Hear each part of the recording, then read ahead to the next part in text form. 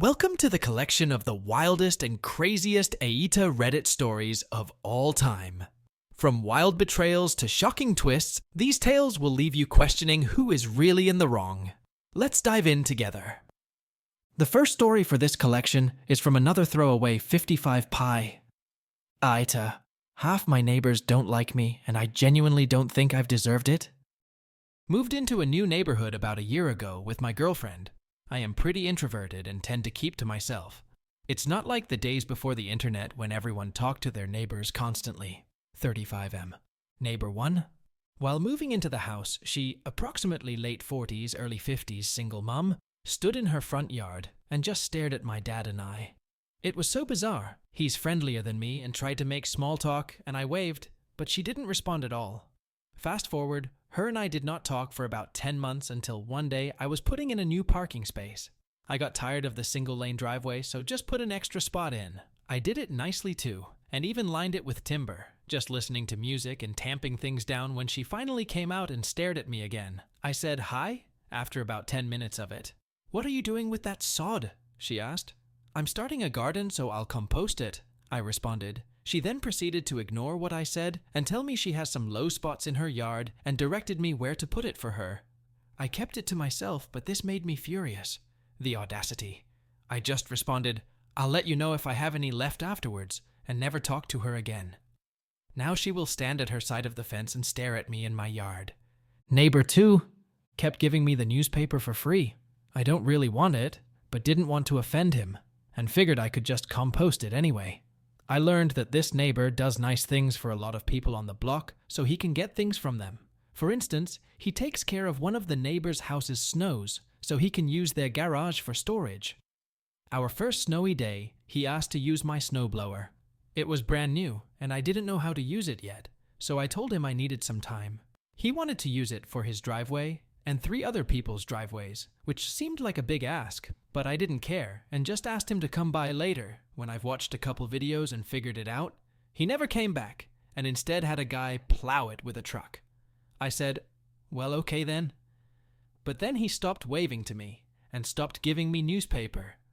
He will literally go back in his house to avoid saying hi if he sees me walking my dog. It's not an issue, but it's like, okay, 2 neighbors hate me. Am I doing something wrong here?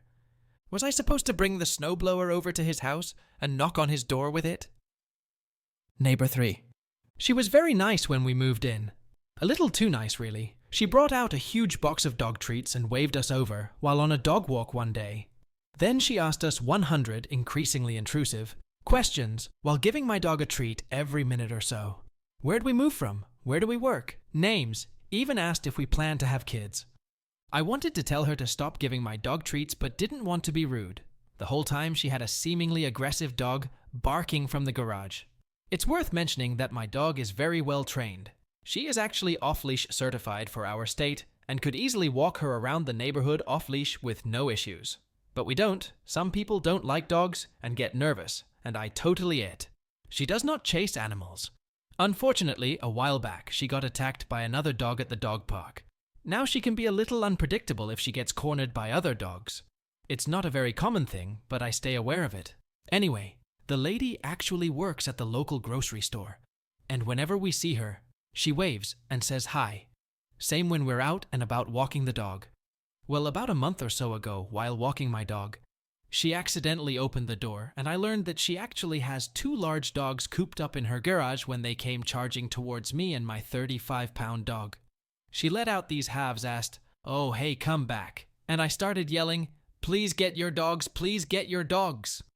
They ran right up to my leashed dog, and she started growling and backing up. But they got right in her space, and she tried to bite one of them, but missed. Then they both finally ran back to their owner. Finally, the owner just had them come back in the garage and closed the door with her and the dogs inside. No apology, nothing. I didn't say anything but was fuming. My dog was traumatized again. She ran home immediately and has been scared to walk ever since. I have to carry a pocket full of treats and ease her just to walk a few houses down before she realizes and pulls me all the way home. The kicker? She doesn't say hi to us or wave anymore. One night my dog was sniffing her mailbox, and she turned the outside light on and came out just to stare at me. I waved, but no response, just staring back. I seriously don't get it. What am I doing wrong here? Neighbor 4.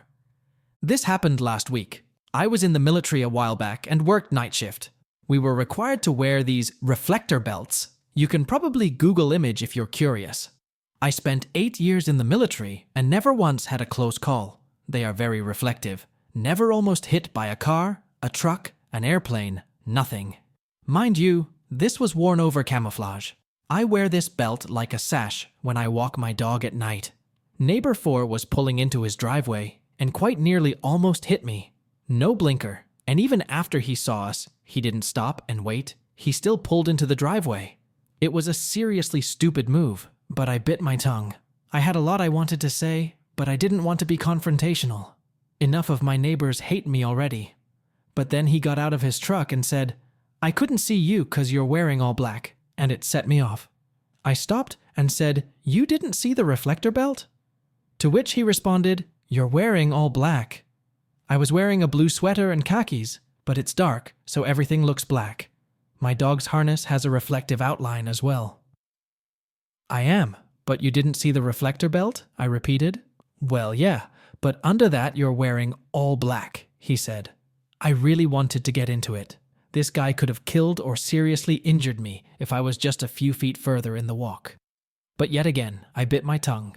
On the tip of my tongue was, "It was also hard to tell you were going to turn since it seems like your blinker doesn't work." But I just said, "Oh, I see," to his all-black comment, and I continued the walk. Yet another sour interaction. Ugh! It's worth pointing out I do have good relationships with some of my neighbors. We still wave at every car in the neighborhood, whether we can tell who it is or not. And one of my neighbors will actually come out of his house and help me with things if he ever sees me working on something.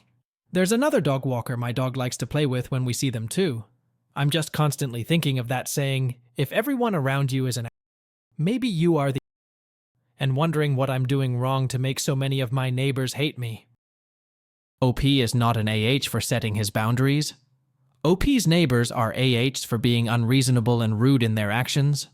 OP's reaction is 100% justified to avoid any conflict with his neighbors.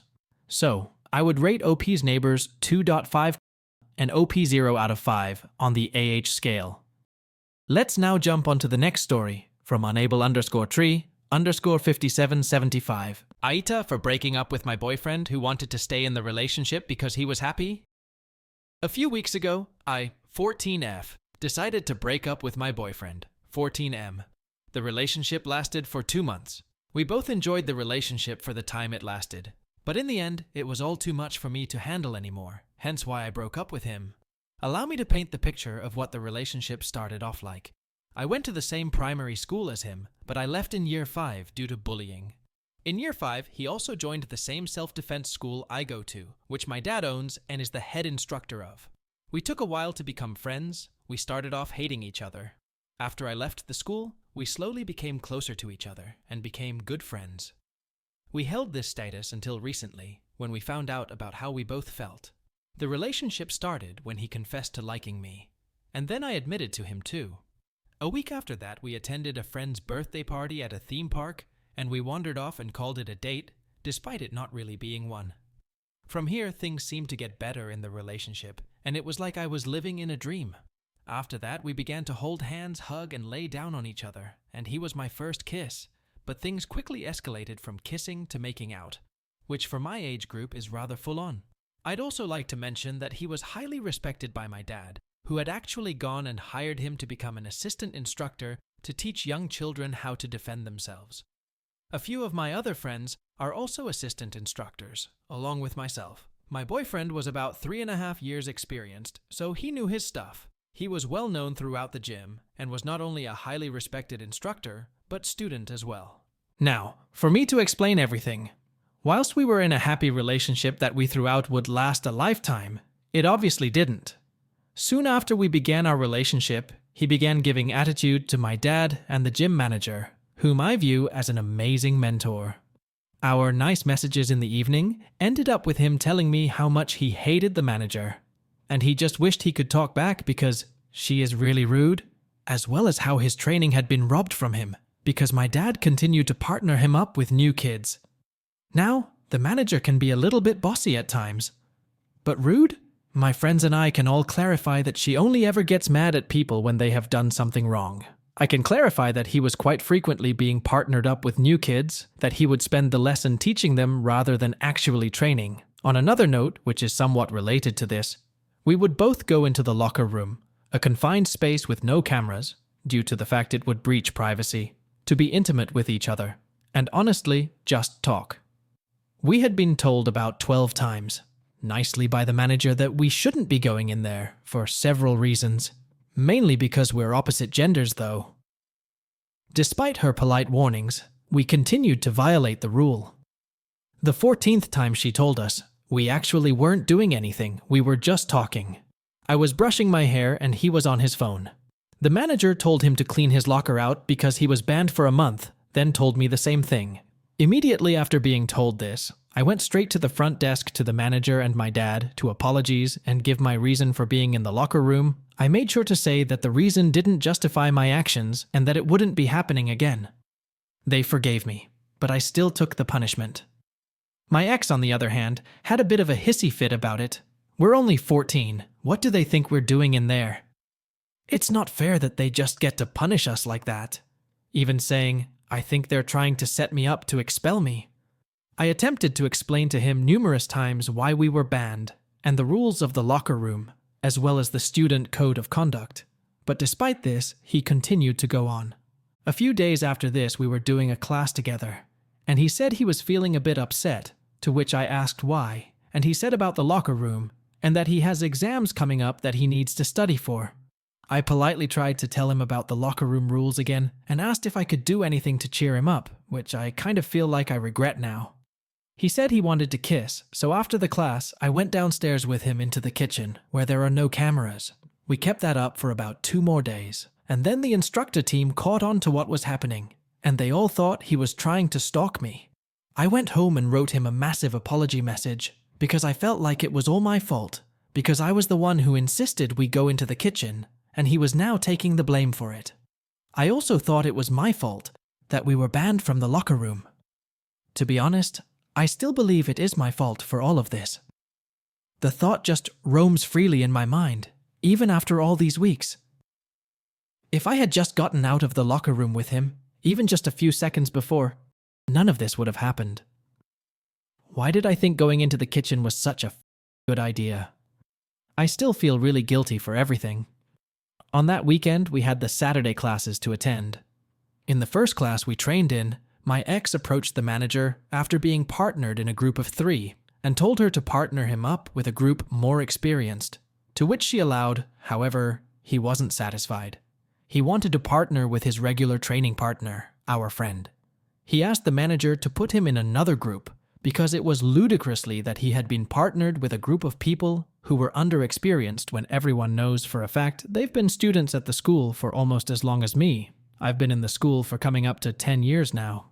The manager said he has to learn how to train with different people, with different fighting styles and different sizes, to which he rolled his eyes and continued to train.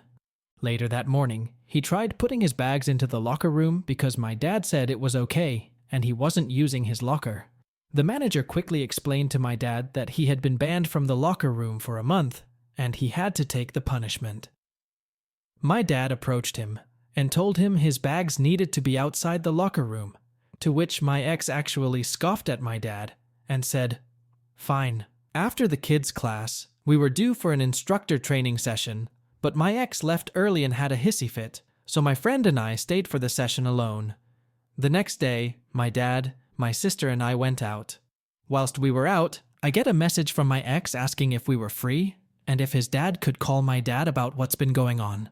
I told him that we were busy and that we'd be home in a couple of hours. After we got home, I didn't want to just ruin my dad's weekend, so I waited a bit to let him know that my ex's dad wanted to speak to him, because I wanted him to relax for a bit. I told him maybe an hour after we got home, and he got the phone call. I didn't want to be involved in any of it, so I went to my room, put on some headphones, and just listened to music while studying. Soon before long, my dad came into my room and told me he was on the phone with them for an hour and a half. He actually got to speak to my ex about everything and told him about the locker room situation and the kitchen situation. They said everything was going to be fine and they would move on from it all, as it was no longer an issue. I was happy that everything seemed to be fine. My dad was somewhat in a mood that quite a bit of his day was eaten up by talking about issues that had clearly been conveyed, though. The next morning, I got a message from him saying he couldn't train with me that evening because he needed to study, to which I told him it was okay. The manager and my dad viewed this as attitude, though. Afternoon came. We had a kids' class. When he arrived, he came to the front desk to sign off his name. The manager greeted him, to which he didn't respond, just a dirty look. He put his bags in the waiting area, to which my dad offered for him to have them behind the counter with the rest of our bags, to which the manager said there was no space and he had to put them in the waiting area, to which he complied. My dad tried to tell the manager to be a bit understanding and that they should let him have his bags either behind the counter or in the locker room, to which she said again that he made the mistake, so he had to take the punishment. My dad didn't say anything else. That evening, after the class in which I trained, the manager pulled me aside and asked what had been going on with my ex. I told her that he thought the punishments we had received weren't fair and that his training had been robbed of him for months. The manager told me to tell him that he can speak to her if he has issued with the punishment we received for our actions, and she provided understanding about his training, saying that she will let the instructor team know and they will attempt to have him partnered with more experienced people more frequently. But what had happened the other day was not acceptable, which I 100% agree with. Here's where things really begin to go downhill. It was Halloween that day. So many of our other friends who would normally be rostered on for the kids' class and train the class afterwards were absent. We first had a kids' class to attend, I, my ex, and our friend. During the demonstration my dad was giving, there was music blasting in the background. The music is able to be turned off by the tablet, which at the time was right there next to my ex. For about 40 seconds, my dad continued the demonstration with this music blasting over him. My friend and I noticed this. However, we had no control of the tablet, and we realized it was next to my ex about 30 seconds in, and tried to let him know subtly. He finally realized and turned down the volume. After that kids' class, my dad was fuming. He called an instructor meeting in the back room and explained to all of us that what happened in the kids' class was unacceptable. He specifically referred to my ex, as the tablet was his responsibility at the time, and he instead chose to stare at the floor. He told him that the attitude they had been receiving from him for the past week had been appalling, and it would no longer be tolerated. My dad made it clear to him that he wanted an apology for everything he had done. As mentioned earlier, due to Halloween, everyone was absent, so the class that we trained in was much smaller than usual. My ex got partnered with our friend, his usual training partner, and I was partnered with a new kid. After the class, we all went into the back room. My friend and I repeatedly told my ex, "Please, you have to apologize, you were in the wrong. Please, everything can just go back to normal." My ex didn't say anything, he just left and went to talk to my dad. Turns out he did apologize for not doing anything about the music, and he explained why it happened. My dad told me, however, his exact words about his attitude were, "The attitude I really disagree with." My dad obviously lost it, and went over the fact he had been not only giving him attitude, but the manager and other instructors' attitude, and it wasn't going to be tolerated anymore. My dad's exact words after this were, "Either man up, or the door's there." He came into the back room with his bags, and said goodbye to all of us as usual, giving us a fist bump and saying, "Sire." He never told us what had happened, or what he was planning to do next. My dad told me what had happened between them, and that he seemed to have chosen to leave, but here was still a chance he could come back. My dad also spoke some wise words to me, which is one of the reasons I'm writing this. If I liked a girl back in the day, I would have made sure that their dad loved me. Little did we know, he left and never returned. Judging by his mum's phone call on the weekend to management, he was going to be back in training the next week. Despite this, a few hours after, he emailed my dad confirming that he had decided to leave permanently. I only found this out after my cousin who trains there with his sister messaged him and asked why he wasn't at the class, saying that he isn't usually absent. He responded to saying he left, to which my cousin asked if he'd be coming back, and he said he had no plans on returning.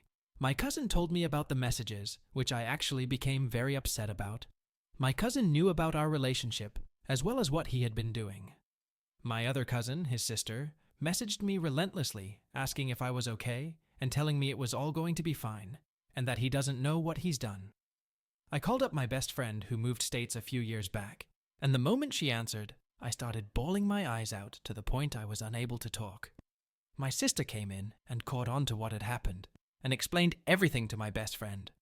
My best friend suggested I message him to tell him about how I feel and that I didn't think we could continue things if this is how things were going to be. He messaged back saying that everything was really fresh and that we should just sleep on it and come to our senses the next day.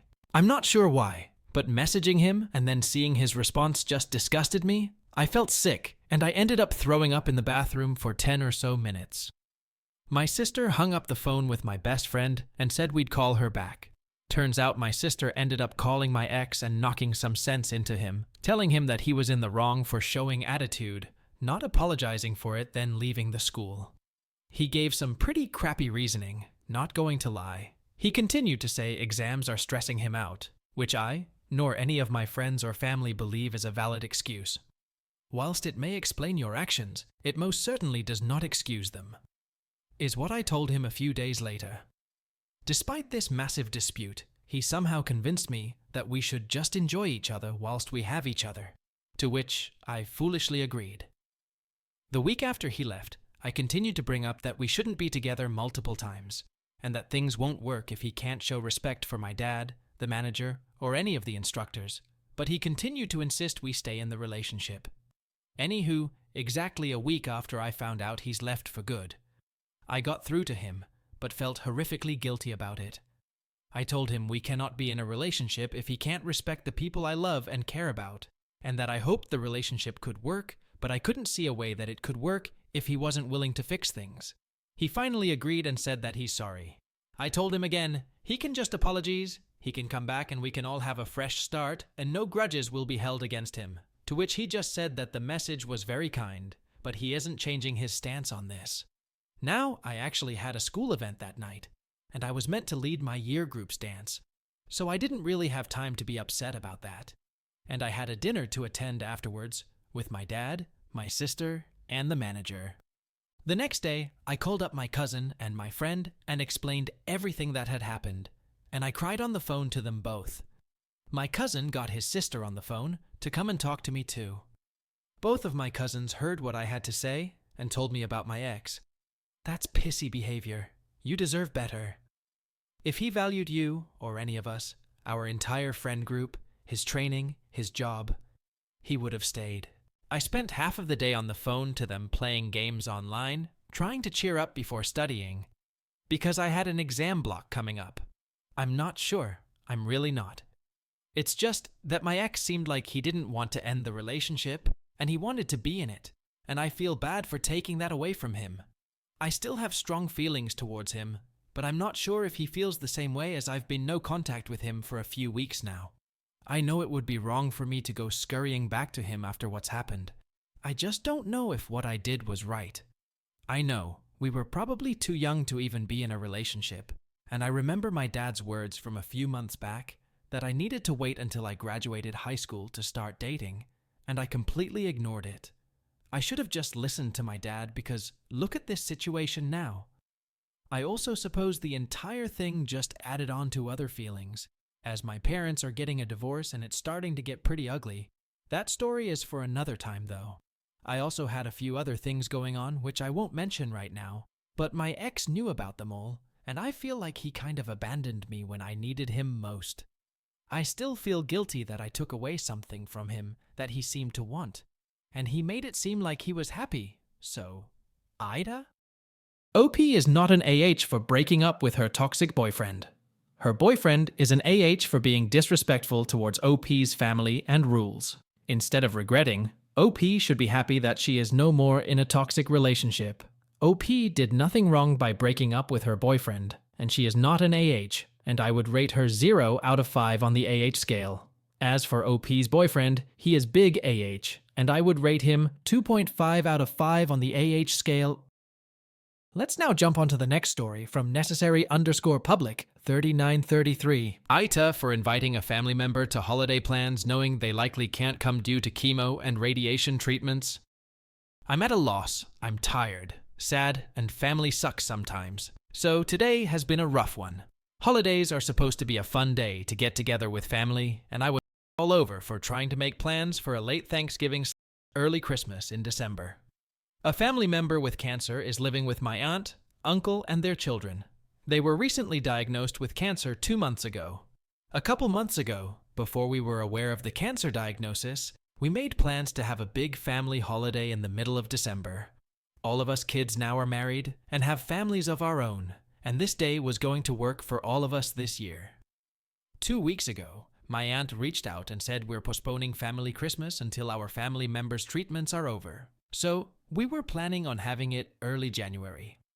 Last weekend, I visited my immediate family and my dad decided he still wanted to have something on the original date planned. Since my husband and I live 2 hours from them and we still had that day open, we thought it would work. My dad was hospitalized a couple months ago and has been in recovery, and this would be the first year in a couple years we've had a holiday at his home, and he loves nothing more than to cook our great-grandma's holiday meal for everyone. I extended the invite to my cousin and her family, as well as reaching out to my aunt and uncle to invite them today. The whole thing backfired. My sick family member was devastated, and my aunt made me feel terrible for even trying to plan a second family holiday without them. However, they were invited knowing they may not come since our family member is in treatment and susceptible right now. I figured inviting them and including them would be better than planning something and not inviting them. I figured it would have been way worse and insensitive as hell to do it behind their back. Duh. My aunt sent some nasty text to me after I cordially invited them, told me I ruined Thanksgiving, and I felt horrible all day about it. Not to mention, I didn't see any of my family today, and I won't see them on Christmas this year. So, spending time with my family on the 15th was a huge deal. I'm now the...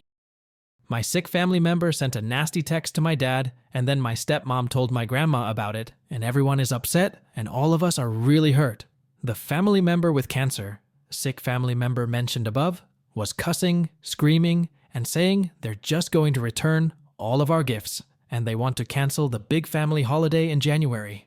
First of all, this pissed me off hearing it from my aunt. We don't ask for gifts. Take them all back if you want to, but this kind of behavior doesn't make me want to see them at all. I know how horrible cancer is, how hard it can be. I haven't lived it, but I know it's hell. I'm sure they feel left out, scared, and unsure. But to think the whole world has to stop turning because they can't see friends and family right now is nobody's fault. It's a little selfish. Cancer is horrible. We've lost 2 very dear family members to it. I didn't see my grandma in about a year when her husband had cancer. I didn't see her at Thanksgiving or Christmas last year when her husband was in treatment, and almost didn't see them at my wedding this year. However, life doesn't stop for everyone else. We're going to keep doing things and spending time we have together. My family went through something terrible leading up to my dad's hospital stay. So this year, spending it with him and all of us getting together was priority number 1. My sick family member has been telling us for weeks that they're feeling great and things are fine, while today during this blow-up, I hear completely otherwise, and my aunt completely unloaded on me how horrible things currently are in their household. Meanwhile, we're checking in once a week to see how things are, and they're lying and saying they're fine. She made me feel awful because nobody else is helping, but they're not asking for help.